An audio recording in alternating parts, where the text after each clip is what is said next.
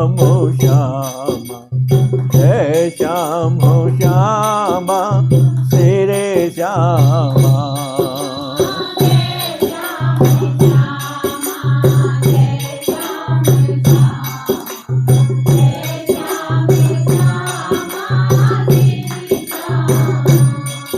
बोलो राधा कृष्ण भगवान की।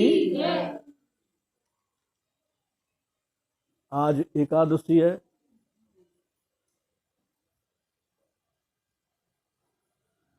एकादशी का बहुत बड़ा महत्व होता है और जितने व्रत हैं इस धरा पर सब में श्रेष्ठ एकादशी का रखा गया है। एकादशी का तात्पर्य है कि 10 इंद्रियां एक मन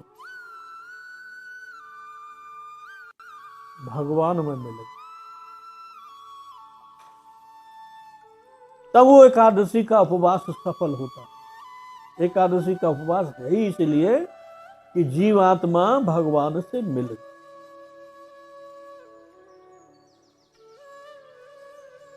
इसी क्रम में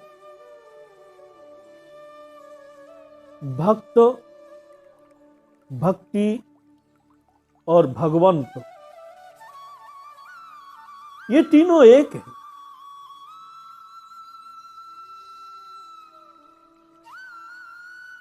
तीनों का एकाकार हो जाता है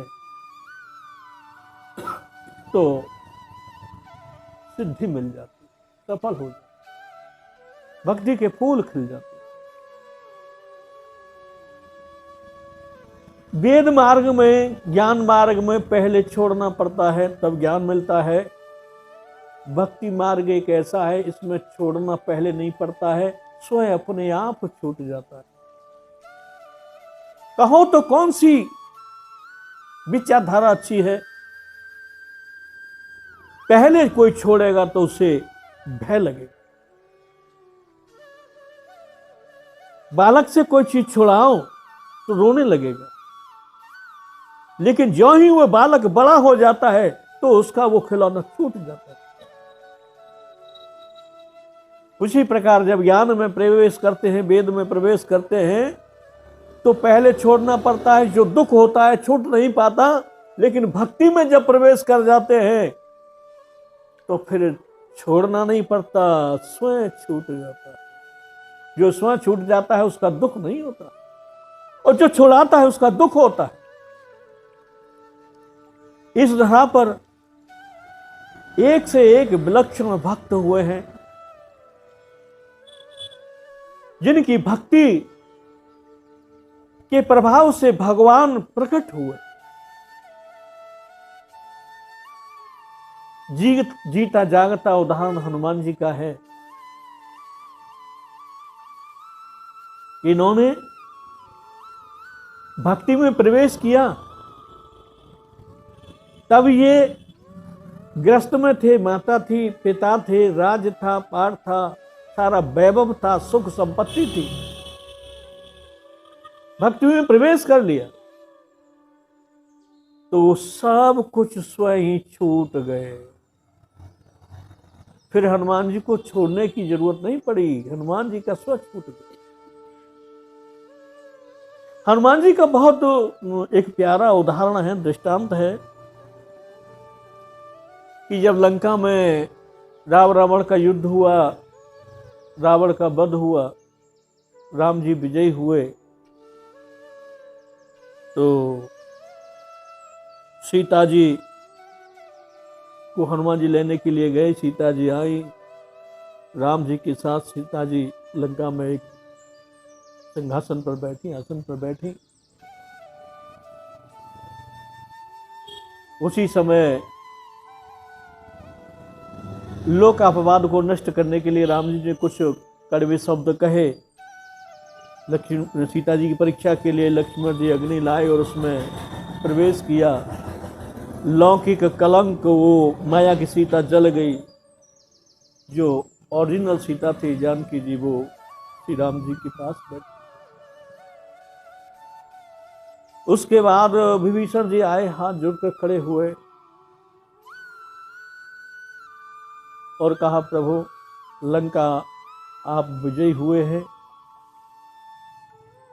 लंका में जो धन है, संपत्ति है, संपदा है, वैभव है, वो सब आपका है, आप जो चाहे सुख कीजिए उसका। और लंका में चलिए, बहुत थके हुए हैं, युद्ध हुआ है, कुछ समय विश्राम कीजिए, श्रम दूर हो जाएगा। राम जी ने मना कर दिया कि नहीं, मुझे पिता का वचन है 14 वर्ष वन में रहना है, मैं किसी के नगर गांव घर नहीं जाता। लेकिन उसी समय जितने बानर थे, रीछ थे, भालू थे, उन सबके मन में लालच आ गया कि लंका में तो बहुत कुछ है, सोने की लंका है, बड़े हीरा जवाहरात, मणि माणिक मोती दिव्य मणि है, उसमें से कुछ मिल जाएगा तो हम एक निशानी के तौर पर ले जाएंगे, और जहां हम रहते हैं घर गांव वन में, वहां दिखाएंगे कि वहां से हम लंका में से ये लाए हैं, रावण के यहाँ से हमने रावण को मारा, युद्ध किया, जीता। नाना प्रकार के विचार लोगों के मन में उठने लगे, सब लोग लेने की सोचने लगे, जितने बानर भालू थे सबकी इच्छा होने लगी। राम जी ने विचार किया कि ये सब लेने के लिए तैयार है, वैराग्य नहीं रहा, इनका कल्याण कैसे होगा, कैसे मुक्ति मिलेगी, कैसे भक्ति मिलेगी, ये तो ठीक नहीं है, कुछ लीला की जाए। तो लीला करने के लिए उन्होंने एक कौतुक किया। विभीषण से कहा कि विभीषण तुम जाओ लंका में और जितना तुम्हारे पास है वो सब यहां ले आओ और आकाश में जाके बरसा दो, जो जितना जिसको लेना होगा वो ले लेगा।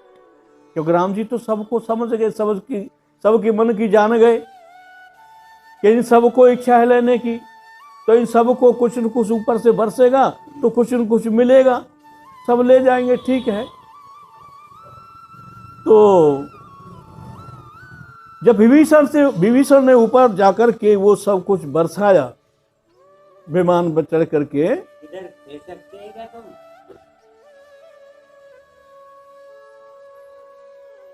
जब वो सब कुछ बरसा दिया तो सब ने लूटपाट शुरू कर दी। बड़े स्वर्ण आभूषण, हीरे जवाहरात, मोती मालिक सब ले लेकर के लूटने लगे, देखने लगे, और अपने पास कोई कहीं रख रहा है, कोई कहीं रख रहा है, रखने लगे।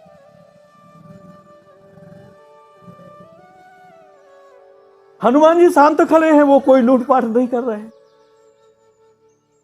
विभीषण जी ने विचार किया कि मैंने सबको दिया है, सब कुछ दिया है, और हनुमान जी ने कार्य भी बहुत किए हैं, इन्हीं की वजह से युद्ध जीता गया है, तो इनको मैं कोई अनमोल उपहार दूं जिससे ये प्रसन्न हो। तो विभीषण जी ने एक अनमोल माला दी, जो रावण ने बड़ी मेहनत से बनाई थी। बड़े बड़े लोकपालों के मुकुट में जो मणि थी वो रावण छुड़ा के लाया था उनसे, नागों की नागमणि छुड़ा के लाया था, देवताओं के मुकुटों से लूट कर लाया था। ऐसे ऐसे अनमोल रत्न और मणि वो माला बनाई थी जिसे रावण अपने गले में पहनता था, और वो वहां लंका में सुरक्षित थी। वो माला विभीषण ने हनुमान जी को पहना दी, बड़ी प्रकाशवान थी, बहुत तेज चमक रहा था उसका, पहना दी। तो सब लोग देख रहे हैं, हनुमान जी ने आंखें खोली, देखा बहुत चमक रही है। सीता जी बड़ी प्रसन्न है, क्योंकि सीता जी का बहुत कार्य हनुमान जी ने किया। राम जी भी प्रसन्न है। हनुमान जी ने वो माला उतारी, और माला उतार करके एक मोती निकाला, मणि निकाली उसमें तोड़ करके, और उसको फोड़ने लगे। फोड़ दी, वो उसमें देखा, फेंक दी। फिर दूसरी मणि निकाली, उसको तोड़ा, देखा, फेंक दिया। इस तरह से सारी मणि तोड़ तोड़ करके पूरी माला। अब विभीषण जी मन में कह रहे हैं कि बंदर तो बंदर होते हैं, ये कपि का स्वभाव होता है, कुछ रखता नहीं, तोड़ ताड़ करके। लेकिन इच्छा थी कि पूछना चाहिए हनुमान जी ने ऐसा क्यों किया। उधर जानकी जी भी हनुमान जी से नाराज हुई कि इतनी सुंदर मणि, इतनी अनमोल मणि, और इसने एक क्षण में सब तोड़ ताड़ करके फेंक दी। विभीषण से नहीं रहा गया, तो हनुमान जी के सम्मुख पहुंच कर कहने लगे, बजरंगी, हे पवन पुत्र, हमारी समझ में नहीं आया कि ये तुमने कपि जाति, कपि स्वभाव के कारण किया है कि और कोई कारण है जो अनमोल माला तोड़कर फेंक दिया। हनुमान जी ने कहा, जिस माला में, जिस वस्तु में राम का नाम न हो, वो मेरे किसी काम की नहीं। विभीषण ने तुरंत कहा, ठीक है, इसमें राम नहीं था, राम नाम नहीं था, फेंक दी, लेकिन तुम्हारे शरीर में भी तो नहीं है, इसे क्यों नहीं फेंक देते हो? इसे जला दो, नष्ट कर दो। हनुमान जी ने कहा कि ऐसा कौन कहता कि शरीर में राम नहीं, कि नाम नहीं? विभीषण ने कहा, हम कहते हैं, है तो दिखाओ। हनुमान जी ने अपने नाखूनों से ये चमड़ी को हटा दिया तो दिव्य चमत्कार हुआ। सूक्ष्म रूप में शब्द नाम संपूर्ण अंग में दिखाई देने लगा। संपूर्ण अंग में क्या दिखाई देने लगा? नाम, राम राम राम राम पूरे शरीर में लगता। सब देखकर आश्चर्यचकित हुए।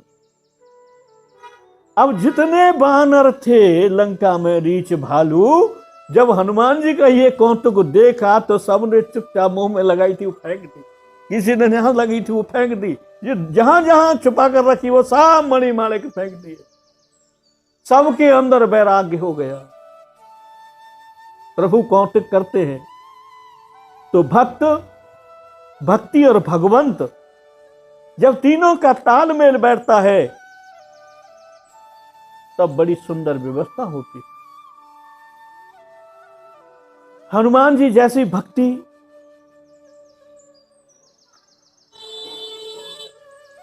कोई नहीं कर सकता। यहां तक कहा गया है, चारुशीला निमिराज कन्या बनकर सखी भाव से राम जी की सेवा की, और हनुमान बनकर, वानर बनकर दास भाव से राम जी की सेवा की। ये दोनों भाव शंकर जी के ही है। शंकर जी राम जी की सेवा के लिए अपने इष्ट स्वामी की भक्ति के लिए इस भूमि पर आए, लीला विग्रह धारण किया और भक्ति की सीमा को लांघ गए। कितने लांघ गए कि भगवान को ऋणी बना दिया।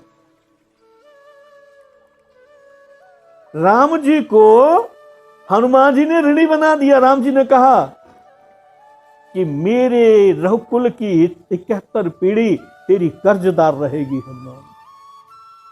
कितना धनवान कर दिया हनुमान को कि मेरे कुल की 71 पीढ़ी तेरी ऋणी रहेगी। तेरा ऋण हम चुका नहीं सकते बजरंगी। जो तूने हमारे साथ किया है उसका हम कर्जा तेरा चुका नहीं सकते। तू बहुत धनवान। बोलो सच्चिदानंद भगवान की जय।